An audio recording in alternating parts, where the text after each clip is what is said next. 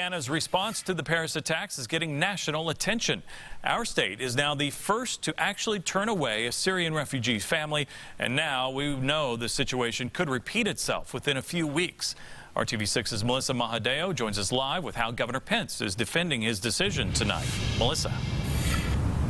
Yeah, Todd and Erica, now we're learning that Indiana could be dealing with this issue yet again as another Syrian family. This one with two toddlers, a 1-year-old and a 2-year-old. They're set to relocate to Indiana in December. Now, the refugee service that is set to bring them here is simply waiting on guidance from the state. All of this coming in today as a Syrian family of 3 taken in by Connecticut after Governor Mike Pence became one of more than 30 governors to temporarily pause the resettlement of Syrian refugees in their state.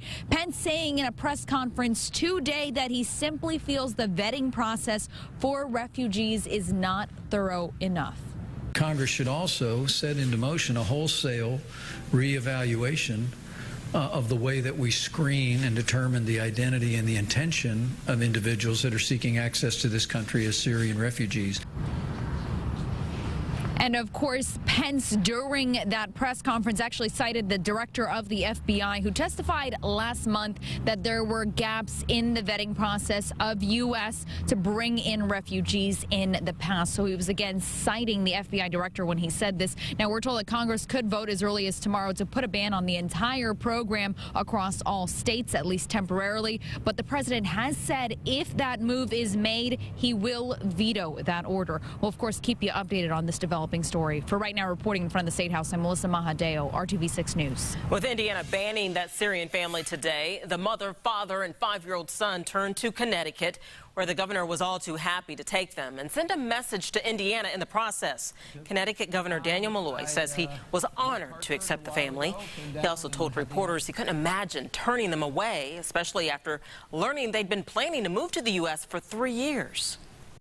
We have an obligation to the other nations of the world to do our part. It is the right thing, the humane thing to do. Quite frankly, if you believe in God, it's the morally correct thing to do. Governor Malloy also had a personal message for Governor Pence, calling the Religious Freedom Restoration Act a homophobic bill. Tonight, Governor Pence's office tells us Malloy's comments are sad, unfortunate, and simply not true. And if you've been outside